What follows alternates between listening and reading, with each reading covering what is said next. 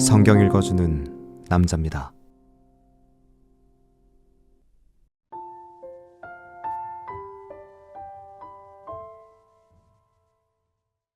바리새인들은 돈을 좋아하는 자라.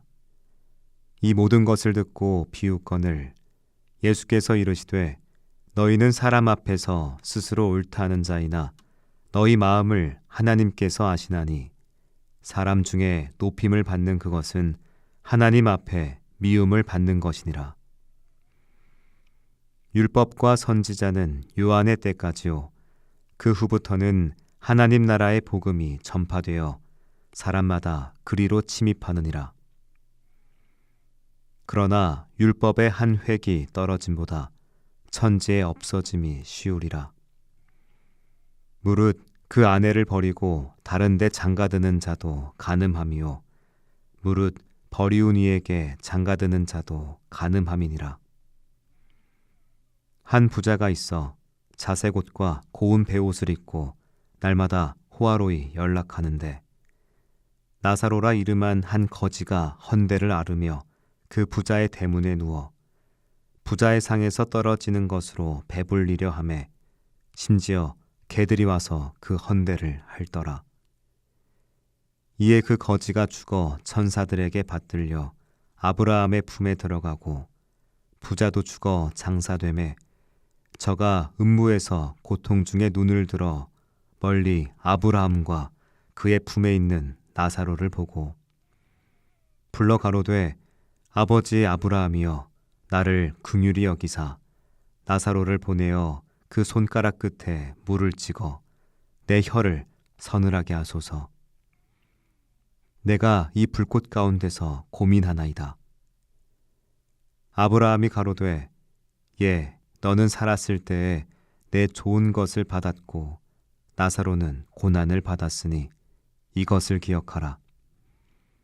이제 저는 여기서 위로를 받고 너는 고민을 받느니라. 이뿐 아니라 너희와 우리 사이에 큰 구렁이 끼어 있어 여기서 너희에게 건너가고자 하되 할 수 없고 거기서 우리에게 건너올 수도 없게 하였느니라. 가로되 그러면 구하노니 아버지여 나사로를 내 아버지의 집에 보내소서. 내 형제 5이 있으니 저희에게 증거하게 하여 저희로 이 고통받는 곳에 오지 않게 하소서. 아브라함이 가로되 저희에게 모세와 선지자들이 있으니 그들에게 들을지니라. 가로되 그렇지 아니하니이다. 아버지 아브라함이여 만일 죽은 자에게서 저희에게 가는 자가 있으면 회개하리이다. 가로되 모세와 선지자들에게 듣지 아니하면 비록 죽은 자 가운데서 살아나는 자가 있을지라도 권함을 받지 아니하리라 하였다 하시니라.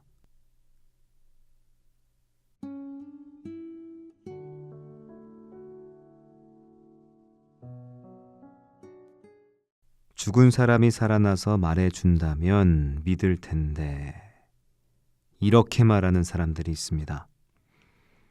하나님이 분명한 표적을 보여주신다면 그때야 비로소 신앙을 갖겠다고 합니다. 그러나 정말 그럴까요? 놀라운 기적이 일어난다면 사람들은 변할까요? 예수님은 한 부자의 이야기를 들려주셨습니다. 이 부자는 매일 호화롭게 살았습니다. 값비싼 옷을 입고 기름진 음식을 먹으며 부족함 없이 살았습니다. 그의 집 대문 앞에는 한 거지가 있었습니다. 이름은 나사로였습니다. 그는 헌옷을 걸친 채 문 앞에 앉아 떨어지는 부스러기라도 먹고자 기다렸습니다. 아파도 돌봐줄 사람이 없었습니다. 대신 개들이 와서 그의 상처를 핥아주었습니다. 인간에게 외면당하고 짐승이 베푼 연민으로 삶을 이어가고 있었습니다. 그러던 어느 날 나사로가 죽었습니다. 그는 천사들에게 이끌려 아브라함의 품으로 갔습니다. 곧이어 부자도 죽었습니다. 그런데 부자는 나사로와 전혀 다른 곳, 고통의 불길이 타오르는 곳에 떨어졌습니다. 부자는 멀리서 아브라함과 나사로를 보며 소리쳤습니다. 아브라함 할아버지, 저를 불쌍히 여겨 주십시오. 나사로를 보내 손가락 끝에 물 한 방울 찍어 제 혀를 식혀 주십시오. 이 불꽃이 너무 괴롭습니다. 그러나 아브라함은 말했습니다. 얘야, 너는 살았을 때 좋은 것을 누렸고 나사로는 고통을 받았다. 이제 그는 위로를 받고 너는 고통을 받는구나. 그리고 우리 사이에는 큰 구렁이 있어서 누구도 너희에게 갈 수 없고 너희도 우리에게 올 수 없단다. 이 말을 들은 부자는 다시 간청했습니다. 그렇다면 제발 나사로를 제 가족들에게 보내주십시오. 아직 5 형제가 남아 있습니다. 나사로가 가서 경고하면 그들은 이곳에 오지 않을 겁니다. 그러나 아브라함은 단호하게 말했습니다. 그들에겐 모세와 선지자들이 있다. 그들의 말을 들으면 된다. 부자는 포기하지 않고 말했습니다. 아닙니다, 아브라함 할아버지. 죽은 사람이 살아가서 가야만 형제들이 회개할 겁니다. 아브라함은 마지막으로 대답했습니다. 그들이 모세와 선지자들의 말을 듣지 않는다면 죽은 사람이 살아나도 믿지 않을 것이다. 부자는 기적을 요청했습니다. 만약 죽은 나사로가 살아나 그의 형제들에게 직접 말한다면 그들이 회개할 거라고 확신했습니다. 하지만 아브라함의 대답은 명확했습니다. 하나님의 말씀을 듣지 않는 사람은 기적이 일어나도 변하지 않는다는 겁니다. 부자는 살아생전에도 나사로를 보았습니다. 그의 아픈 몸, 배고픈 얼굴, 간절한 눈빛을 보면서도 무시했습니다. 그는 자기 삶에 만족했고 더 깊은 질문을 하지 않았습니다. 죽음 이후에도 그는 달라지지 않았습니다. 그는 여전히 자기만 생각하며 나사로를 심부름꾼처럼 여기고 있었습니다. 우리도 이 부자와 같진 않을까요? 누군가의 고통을 보면서도 무심하게 지나치진 않나요? 하나님의 말씀이 이미 우리에게 주어졌는데도 더 강력한 증거를 원하며 미루고 있진 않나요? 예수님은 이미 충분한 증거를 주셨습니다. 우리는 하나님의 말씀을 통해 하나님이 누구신지, 우리에게 무엇을 원하시는지 알 수 있습니다. 그러나 문제는 말씀을 듣고도 변화되지 않는 우리의 마음입니다. 모세와 선지자들은 이미 수없이 말했습니다. 가난한 자를 돌보고 억압받는 자를 돕고 정의를 행하라고. 내 이웃을 내 몸과 같이 사랑하라고 했고 고아와 과부를 돌보라고 명령했습니다. 그런데 부자는 평생 하나님의 말씀을 들었지만 한 번도 나사로를 보지 않았습니다. 말씀은 들었지만 실천하지 않았고 말씀을 알았지만 마음이 움직이지 않았습니다. 살아생전 외면했던 거지는 하나님이 보내신 사람이었습니다.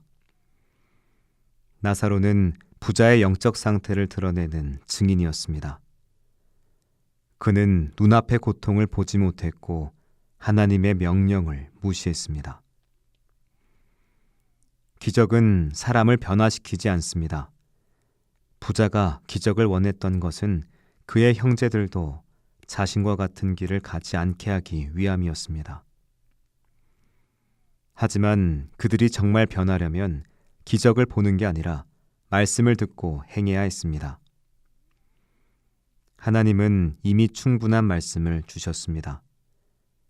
그런데 그 말씀을 듣지 않는 사람들은 기적이 일어난다 해도 결국 믿지 않을 겁니다. 하나님은 기적이 아니라 말씀을 통해 우리를 부르십니다. 말씀을 듣고 순종하는 것이야말로 가장 큰 기적입니다. 기적을 기다릴 것이 아니라 이미 주어진 말씀에 반응해야 합니다. 하나님은 우리에게 분명하게 말씀하십니다.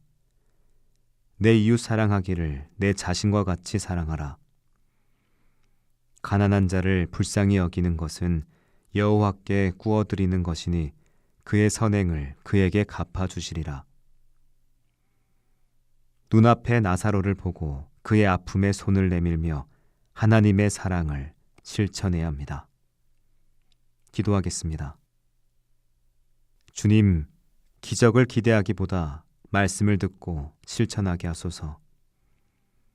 제게 주신 말씀을 마음에 새기고 삶으로 살아내게 하소서. 아멘.